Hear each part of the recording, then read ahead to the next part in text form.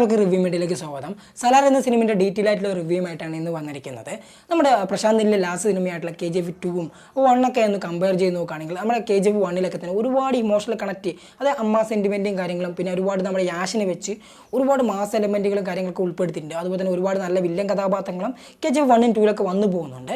അതൊക്കെ തന്നെ ഗംഭീരമാക്കി കിഡിലായിട്ട് തന്നെ ആ ഒരു സിനിമയിൽ വന്നിട്ടുണ്ട്. പക്ഷേ ആ ഒരു സിനിമയൊക്കെ കണ്ടിട്ട് നമ്മൾ പ്രതീക്ഷിച്ചുകൊണ്ടാണ് ഇതിൽ സലാർ എന്ന ഈ ഒരു സിനിമയിൽ ഒരുപാട് രോമാഞ്ചം കൊള്ളിക്കുന്ന മാസ് എലമെൻറ്റുകളും സീനൊക്കെ ഉണ്ടാകുമെന്ന് പ്രതീക്ഷിച്ച് നമ്മൾ ഈ ഒരു സലാർ എന്ന സിനിമയ്ക്ക് പോകുന്നത്. പക്ഷേ മാസ് എലമെൻറ്റുകളും സീനുകളും കാര്യങ്ങളൊക്കെ തന്നെ ഈ ഒരു സിനിമയിൽ വന്നിട്ടുണ്ട്. പക്ഷേ അതൊന്നും അത്ര വലിയ ഇമ്പാക്റ്റ് ക്രിയേറ്റ് ചെയ്യാൻ ഈ ഒരു സിനിമയ്ക്ക് പറ്റിയിട്ടില്ല എന്ന് പറയാം. തീർച്ചയായിട്ടും എനിക്ക് അങ്ങനെയാണ് ഈ ഒരു സിനിമ കണ്ടത് ശേഷം എനിക്ക് തോന്നിയിട്ടുള്ളത്. എനിക്ക് പേഴ്സണലി കുറച്ച് ഡിസപ്പോയിൻമെൻറ്റ്, നിരാശയാണ് ഈ ഒരു സലാർ എന്ന സിനിമയിൽ നിന്ന് കിട്ടിയിട്ടുള്ളത്. കാരണം ഈ സിനിമയിൽ മാസ് എലമെൻറ്റുകളും കാര്യമൊക്കെ വരുന്നുണ്ട്.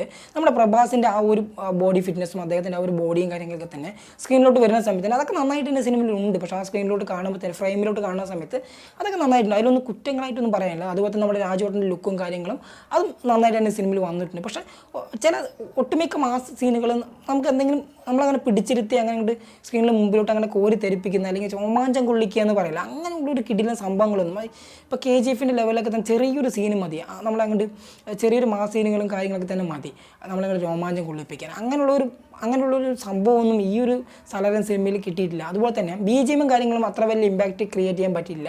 ഒന്നും നമ്മുടെ മനസ്സിൽ നിൽക്കുന്ന ഒരു BGM കാര്യങ്ങളൊന്നുമല്ല ഈ ഒരു ഇതിലുള്ളത്.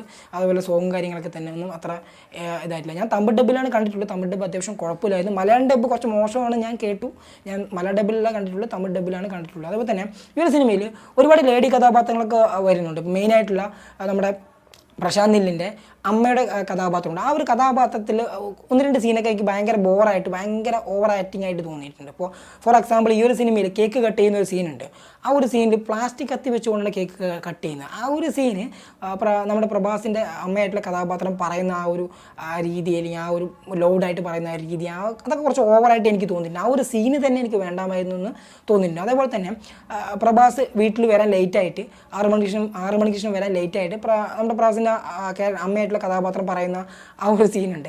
അതും കുറച്ച് കോമഡി ആയിട്ട് എനിക്ക് തോന്നിയിട്ടുണ്ട്. അതുപോലെ തന്നെ നമ്മുടെ പൃഥ്വിരാജ് ചേട്ടനും പ്രഭാസും അതായത് ജയിലിൻ്റെ ഉള്ളിൽ വെച്ച് ക്ലൈമാക്സിന് അടുത്തായിട്ട് സംസാരിക്കുന്ന സീനുണ്ട്, കോൺവെർസേഷൻ, അതും കുറച്ച് കോമഡി ആയിട്ട് തോന്നിയിട്ടുണ്ട്. അങ്ങനെ സീരിയസ് ആയിട്ട് അവതരിപ്പിച്ചിട്ടുള്ള ചില സീനുകളൊക്കെ കുറച്ച് കോമഡി ആയിട്ട്, പഞ്ച് ഡയലോഗ്സുകളും കുറച്ച് ഹെവി ആയിട്ടുള്ള പഞ്ച് ഡയലോഗും കാര്യങ്ങളൊക്കെ തന്നെ കുറച്ച് കോമഡി ആയിട്ട് ഈ സിനിമയിൽ വന്നിട്ടുണ്ട്. അതുപോലെ തന്നെ സിനിമയുടെ ഫസ്റ്റ് ഹാഫ് ഡ്യൂറേഷൻ കുറച്ച് കുറവാണ്, 1 മണിക്കൂർ 10 മിനിറ്റ് സംതിങ്ങേ ഉള്ളൂ. സെക്കൻഡ് ഹാഫ് 1.5 മണിക്കൂറിനടുത്ത് ദൈർഘ്യം വരുന്നുണ്ട്. സെക്കൻഡ് ഹാഫിലാണ് മെയിനായിട്ടുള്ള സ്റ്റോറിയും കാര്യങ്ങളൊക്കെ വരുന്നത്. ഫസ്റ്റ് ഹാഫ് ഭയങ്കര ഫാസ്റ്റായിട്ട് പോകുന്നുണ്ട്.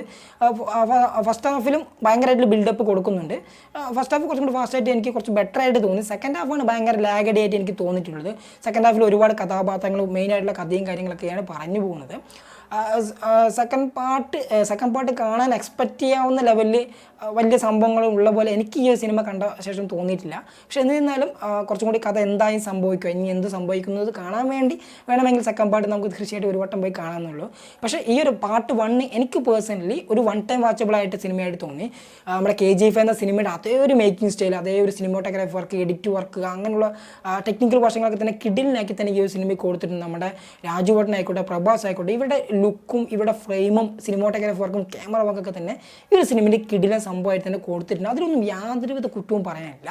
ഭയങ്കരമായിട്ട് പ്രൊഡക്ഷൻ വാല്യൂ കൊടുത്ത് ഭയങ്കരമായിട്ട് വർക്ക് ചെയ്തുകൊണ്ട് ഈ സിനിമ എടുത്തിരിക്കുന്നത്, അതൊക്കെ തന്നെ സിനിമയിൽ ഭയങ്കര നന്നായിട്ട് തന്നെ വന്നിട്ടുണ്ട്. അതിലൊന്നും യാതൊരുവിധ കുറ്റവും പറയാനില്ല. പക്ഷേ പ്രശാന്ത് നീലിൻ്റെ ലാസ്റ്റ് സിനിമകളൊക്കെ ഒന്ന് എടുത്ത് നോക്കി അതിൻ്റെ ഒരു ഇമ്പാക്റ്റ് ഈ സിനിമയ്ക്ക് വന്നിട്ടില്ല. അതിനൊരു കമ്പയർ ചെയ്താലും ചെയ്തില്ലെങ്കിലും എനിക്ക് പേഴ്സണലി നിരാശ കിട്ടിയ ഒരു സിനിമ തന്നെയാണ്. തിയേറ്റർ എക്സ്പീരിയൻസ് ഒക്കെ വെച്ച് നോക്കുകയാണെങ്കിൽ ഈ ഒരു സിനിമ തീർച്ചയായിട്ടും ഒരു വട്ടം കണ്ടിരിക്കാം. വൺ ടൈം വാച്ചബിളായിട്ട് ഈ ഒരു സിനിമ തീർച്ചയായിട്ടും ഒരു തവണ കണ്ടിരിക്കാം. എന്താണ് സംഭവം എന്ന് കാണണമെങ്കിൽ തീർച്ചയായിട്ടും ഒരു വട്ടം കാണാം. മൊബൈലിലൊക്കെ വന്ന് കാണുന്നതിനേക്കാൾ ബെറ്ററാണ് തിയേറ്ററിൽ ഒരു തവണ ഈ ഒരു സിനിമ കാണുന്നത് എന്നാണ് എനിക്ക് തോന്നുന്നത്. നിങ്ങൾ ഈ ഒരു സിനിമ കണ്ടവരാണെങ്കിൽ നിങ്ങളുടെ അഭിപ്രായം എന്താണെന്ന് തീർച്ചയായിട്ടും കമൻറ്റ് ബോക്സിൽ നിന്ന് രേഖപ്പെടുത്തുക. വീഡിയോ ഇഷ്ടപ്പെടുകയാണെങ്കിൽ തീർച്ചയായിട്ടും ലൈക്ക് ചെയ്യുക. ചാനൽ ആദ്യമായിട്ടായി കാണുന്നത് സബ്സ്ക്രൈബ് ചെയ്യുക. അടുത്തൊരു വീഡിയോ ആയിട്ട് ഇനിയും കാണാം. താങ്ക്